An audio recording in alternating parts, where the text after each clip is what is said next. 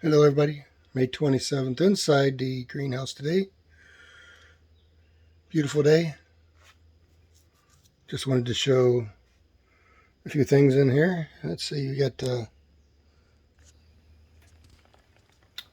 cucumbers starting to flower. Oh yeah, we like it, we like it, we like it, we like it. We got peas we gotta pick today. Yep. We've got green beans. It's almost ready to be picked pretty soon.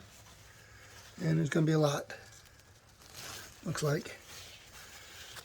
Maybe not right off the bat because we started the other side probably about 2 weeks after that side.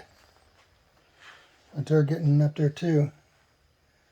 Vines are already up to the top.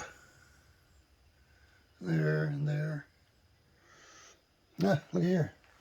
Gonna have to get in here and work some because they're coming out and tangling up in the onions. Oh yeah. There too. A lot of work, but it's worth it.